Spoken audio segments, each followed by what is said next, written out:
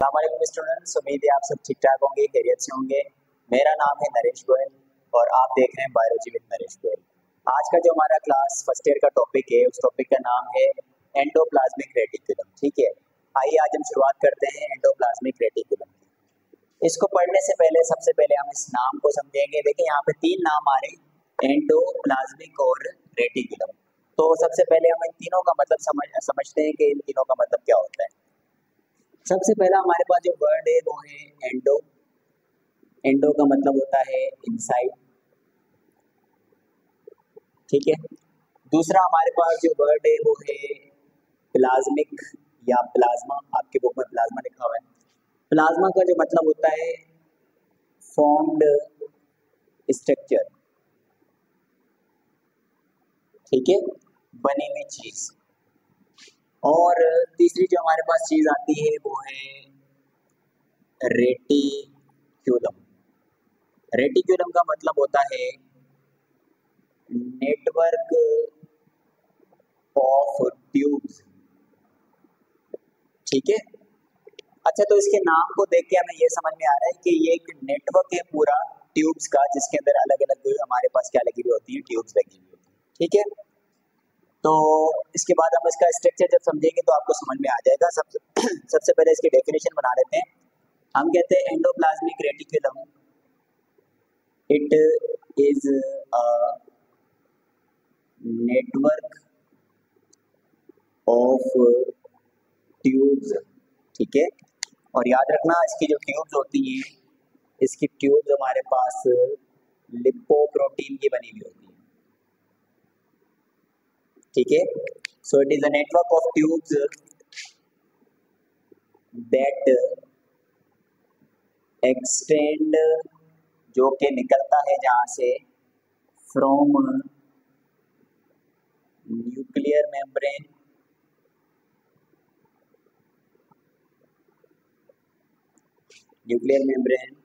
To cell membrane.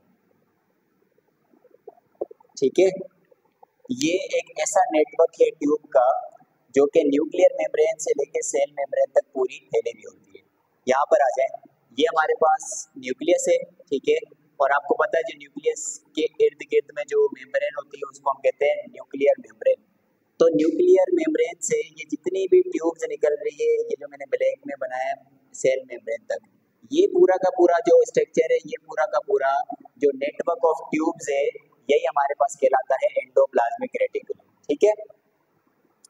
अच्छा, उसके बाद हम बात करते हैं, हमारे पास एंडोप्लाज्मिक रेटिकुलम की दो टाइप्स होती हैं। There are two types of endoplasmic reticulum. ठीक है। और उसकी जो पहली टाइप होती है वो होती है स्मूथ एंडोप्लाज्मिक रेटिकुलम। इसको शॉर्ट फॉर्म में SER कहते हैं। ठीक है बेटा। अच्छा, इसका दूसरा नाम हमारे पास होता है ग्रेन्यूलेटेड एंडोप्लाज्मिक रेटिकुलम। ठीक है। और इसकी जो दूसरी हमारे पास टाइप है वो है रफ एंडोप्लाज्मिक रेटिकुलम। और इसका जो दूसरा नाम हमारे पास है वो है ग्रेन्यूलेटेड एंडोप्लाज्मिक रेटिकुलम। ठीक है। अच्छा, ये जो एक का नाम स्मूथ रखा गया है और एक का नाम रफ रखा गया है, उसके पीछे एक रीजन है। ठीक है। अब यहाँ पे आप इस स्ट्रक्चर को दोबारा देखिए कि यहाँ से न्यूक्लियर मेम्ब्रेन से लेके सेल मेम्ब्रेन तक जितनी भी ट्यूब्स निकल रही है ना, यहाँ पे अगर इस नीचे वाली साइड से आप देखें तो कुछ ऐसी ट्यूब्स हैं जहाँ पे मैंने ये ब्लू ब्लू कलर के डॉट लगाए। अच्छा, ये जो ब्लू कलर के मैंने डॉट लगाए असल में ये राइबोसोम है। ठीक है। ये क्या है? ये राइबोसोम है। तो याद रखिएगा, हमारे पास एंडोप्लाज्मिक रेटिकुलम का वो हिस्सा जहाँ पे राइबोसोम अटैच होंगे उसको हम बोलेंगे रफ एंडोप्लाज्मिक रेटिकुलम। और अगर आप इससे थोड़े ऊपर वाले हिस्से देखें तो यहाँ पर कोई भी राइबोसोम अटैच नहीं है, तो इसको हम बोलेंगे स्मूथ एंडोप्लाज्मिक रेटिकुलम। ठीक है। ये चीज आपने ध्यान में रखनी है। अच्छा, वो कहता है यहाँ पे आपकी बुक में एक पॉइंट लिखा हुआ है कि cell has both types of reticulum present in different ratios according to their function। ठीक है, अब हमारे पास एक सेल होता है ना, उसके अंदर स्मूथ एंडोप्लाज्मिक रेटिकुलम भी होता है और रफ एंडोप्लाज्मिक रेटिकुलम भी होता है, लेकिन इनका रेशो जो होता है वो मतलब के बराबर नहीं होता, उनका रेशो कम या ज़्यादा होता है। वो डिपेंड करेगा कि सेल के अंदर किसका काम ज़्यादा है। फॉर एन एग्जाम्पल, अगर सेल के अंदर रफ एंडोप्लाज्मिक रेटिकुलम का काम ज़्यादा है तो सेल के अंदर ज़्यादा मिकदार भी उसी की होगी, और स्मूथ एंडोप्लाज्मिक रेटिकुलम की मिकदार क्या होगी, कम होगी। तो ये चीज़ आपने ज़हन में रखनी है। अच्छा, इसके अलावा हमारे पास कुछ ऐसे भी सेल्स होते हैं जिनके पास ओनली वन, यानी इन दोनों में से कोई भी एक एंडोप्लाज्मिक रेटिकुलम होगा, ओनली वन ईआर। ठीक है, जैसे आपकी बुक में एक मिसाल लिखी हुई है कि हमारे पास हमारे जो स्केलेटल मसल्स होते हैं, ठीक है, स्केलेटल मसल के जो सेल होते हैं ना, इसको हम कहते हैं फिब्रस सेल्स। तो फिब्रस सेल के पास इन दोनों टाइप्स में से एक ही तरह का एंडोप्लाज्मिक रेटिकुलम होता है, और इनके पास जो होता है, इनके पास होता है स्मूथ एंडोप्लाज्मिक रेटिकुलम। ठीक है बेटा, ये चीज़ भी आपने ज़हन में रखनी है कि कुछ ऐसे भी सेल्स होते हैं जिनके पास सिर्फ एक ही तरह का एंडोप्लाज्मिक रेटिकुलम होता है। ठीक है, तो ये चीज़ आपने याद ज़हन में रखनी है। अच्छा, इसके अलावा ये जो हमने दो टाइप्स पढ़े ना, इन टाइप्स को अगर हम थोड़ा और डिटेल में पढ़ने जाएं तो हमें और भी बातें यहाँ से पता लगेंगी। जैसे सबसे पहले हम बात करते हैं यहाँ पर, सबसे पहले हम बात करते हैं स्मूथ एंडोप्लाज्मिक रेटिकुलम की बात करते हैं। ठीक है, जिसको शॉर्ट फॉर्म में मैंने क्या बताया था, SER जो है वो कहते हैं। ठीक है, यहाँ चलो पहले रफ की बात कर लेते हैं। ठीक है, रफ एंडोप्लाज्मिक रेटिकुलम। सबसे पहला पॉइंट ये है कि भाई हम इसको रफ क्यों कहते हैं। इसको हम रफ इसलिए कहते हैं क्योंकि यहाँ पे राइबोसोम क्या होते हैं, राइबोसोम यहाँ पे अटैच होते हैं। ठीक है, नंबर वन चीज। अब देखें ना, जाहिर सी बात है, किस चीज में कोई चीज लगी हुई होगी तो उसको जब आप टच करेंगे तो वो आपको रफ दिखेगी। अगर किसी सरफेस में कुछ नहीं लगा हुआ तो आप उसको टच करोगे तो वो क्या लगेगी, स्मूथ लगेगी। बिल्कुल उसी तरह इसके स्ट्रक्चर में भी यही है, जहाँ पे ये राइबोसोम लगे हुए होते हैं वो वाला जो सरफेस होता है वो रफ हो जाता है, इसीलिए इसको रफ एंडोप्लाज्मिक रेटिकुलम कहते हैं, और ऊपर वाले को क्या कहते हैं, स्मूथ एंडोप्लाज्मिक रेटिकुलम। पहला पॉइंट क्या है कि इसके अंदर राइबोसोम अटैच होते हैं। अब याद रखना, जहाँ पे राइबोसोम अटैच होंगे वहां पे क्या होगा, वहां पे प्रोटीन की फॉर्मेशन होगी,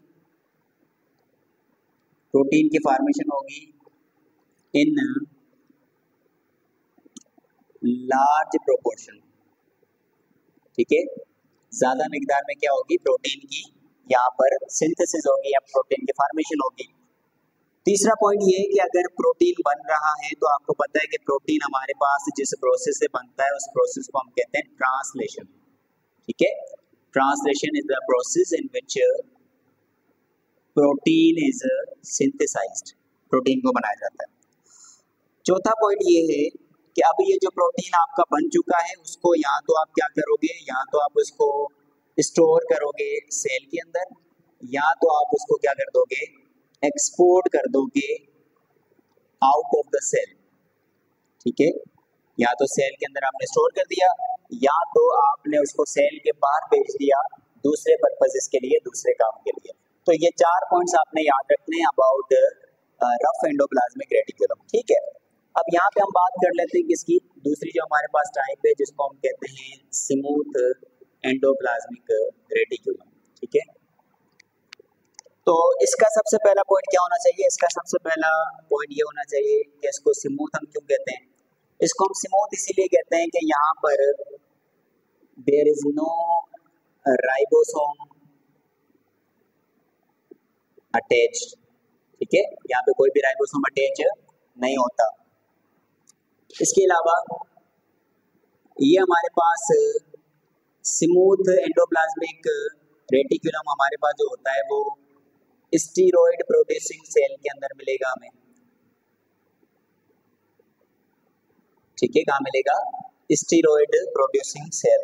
अब हमारे पास कुछ ऐसे सेल्स होते हैं जो कि स्टीरॉयड को क्या करते हैं, पैदा करते हैं, और नॉर्मली ज्यादातर आपको स्मूथ एंडोप्लाज्मिक रेटिकुलम उनके अंदर जो है आपको मिलेगा। अच्छा, अब जरा मिसाल देख लेते हैं कि वो कौन से सेल्स हैं जो कि स्टीरॉयड जो, अच्छा स्टीरॉयड खुद एक लिपिड की टाइप है। स्टीरॉयड प्रोड्यूसिंग सेल हमारे पास कौन से होते हैं, तो वो हमारे पास एडिपोज टिश्यू होते हैं, ठीक है, और एडिपोज टिश्यू हमारे स्किन के तीसरे लेयर में भी मौजूद होते हैं। इसके अलावा इंटरस्टिशियल सेल्स होते हैं, ठीक है। इंटरस्टिशियल सेल किसको कहते हैं, सेल के अंदर का, सेल के बिटवीन जो भी वो होता है फ्लूइड होता है उसको इंटरस्टिशियल फ्लूइड भी कहते हैं, और फिर उनके इर्द गिर्द वाले जो सेल होंगे उसको हम बोलेंगे इंटरस्टिशियल सेल्स, ठीक है। इसके अलावा हमारे पास मसल के सेल होते हैं या लीवर के सेल। ये जो चार एग्जांपल मैंने बताई ये चारों के चारों स्टीरॉयड प्रोड्यूसिंग सेल होते हैं, और हमारे पास SER इनके अंदर ही ज्यादातर पाया जाता है, ठीक है बेटा, ये चीज आपने ध्यान रखनी है। अच्छा, अगला जो हम पॉइंट लिखते हैं, जैसे कि इसका काम था प्रोटीन बनवाना, ठीक है, और जो इसका काम होगा ऑयल प्रोडक्शन, ठीक है, इसका काम क्या होगा, ऑयल प्रोडक्शन। अब ऑयल प्रोडक्शन के अंदर हमारे पास एक मॉलिक्यूल आता है जिसको हम कहते हैं फॉस्फोलिपिड्स, ठीक है, तो फॉस्फोलिपिड्स बनाना भी इसका काम है। फॉस्फोलिपिड्स के अलावा and other type of steroids, और इसके अलावा दूसरी तरह के भी ये क्या करता है, पैदा स्टीरॉइड पैदा करता है, ठीक है। इसके चौथे पॉइंट को हम देख लेते हैं, provide mechanical support to the cell, ठीक है, सेल को एक मैकेनिकल सपोर्ट प्रोवाइड करना भी हमारे पास स्मूथ एंडोप्लाज्मिक रेटिकुलम का काम होता है, ठीक है। तो ये देखिए हमने तकरीबन इसकी दोनों टाइप्स के चार पॉइंट्स लिखे, ये पॉइंट्स आपने ध्यान में रखने। इन चारों पॉइंट्स को ध्यान में रखने से आपको इसका सारा काम याद आ जाएगा, ठीक है। अब हम बात करते हैं ऑल ओवर हमारे पास जो फंक्शन होते हैं किसके, एंडोप्लाज्मिक रेटिकुलम के, उसकी हम बात करते हैं।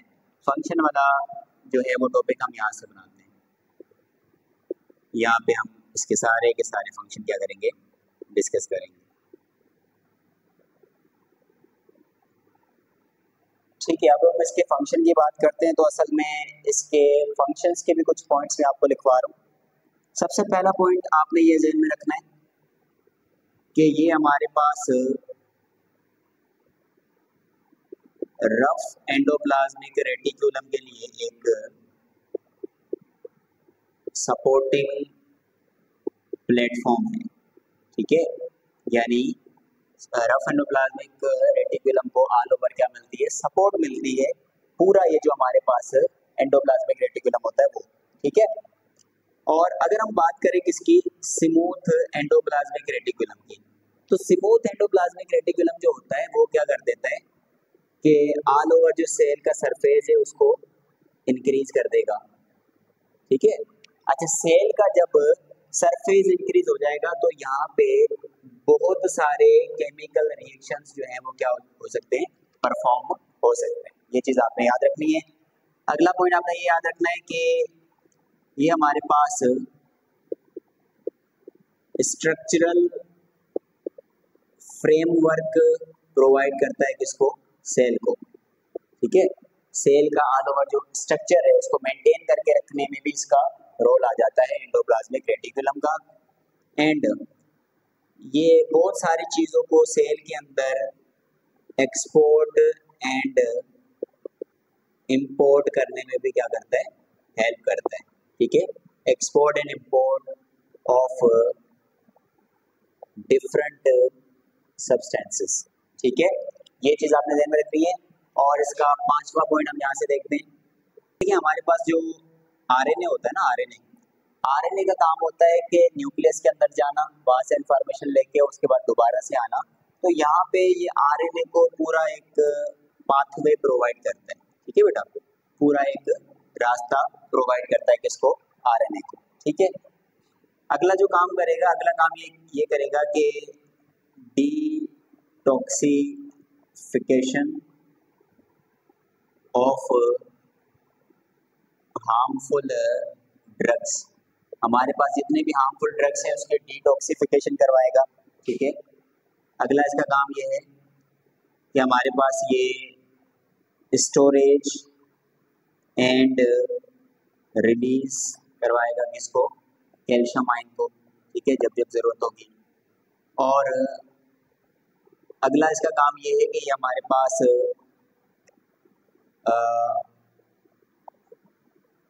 फॉर्मेशन करवाता है, formation of lipids and Golgi apparatus की। ठीक है, कहाँ से, from SER, smooth endoplasmic reticulum. यानी कि जो हमारा स्मूथ एंडोप्लाज्मिक रेटिकुलम होता है वो लिपिड्स की भी फॉर्मेशन करता है और गोल्जी अपरेटस भी एक सेल का हिस्सा होता है, हम आगे बढ़ेंगे, वो भी असल में यही से अराइज करता है। ठीक है, अगला पॉइंट, स्मूथ एंडोप्लाज्मिक रेटिकुलम क्या करता है, हमारे पास जो प्रोटीन होता है उसको ट्रांसफर करता है। ठीक है, अब देखिए प्रोटीन बनेगा कहाँ पे, प्रोटीन हमारे पास बनेगा रफ एंडोप्लाज्मिक रेटिकुलम में, क्योंकि यहाँ पे राइबोसोम अटैच होते हैं और आपको पता है राइबोसोम को प्रोटीन फैक्ट्रीज कहा जाता है। तो यानी कि हमारे पास जो स्मूथ एंडोप्लाज्मिक रेटिकुलम है वो प्रोटीन को क्या करेगा, ट्रांसपोर्ट करेगा। ठीक है, transport from rough endoplasmic reticulum to Golgi body by themselves. ठीक है, ये खुद ऐसे रास्ते प्रोवाइड करेगा, ये खुद ऐसे रास्ते बनाएगा जहां पर प्रोटीन जो है वो ट्रांसपोर्ट होगा RER से लेके गोल्जी बॉडी तक। ठीक है, और ये खुद ही इसके अपने क्या करके देगा, रास्ते बना कर देगा। तो स्टूडेंट्स ये था आप आज का लेक्चर। आज के इस लेक्चर में आपका कोई भी डाउट हो, कोई भी क्वेश्चन हो तो आप नीचे कमेंट बॉक्स में जो है मुझसे पूछ सकते हैं। Thank you for watching and stay connected.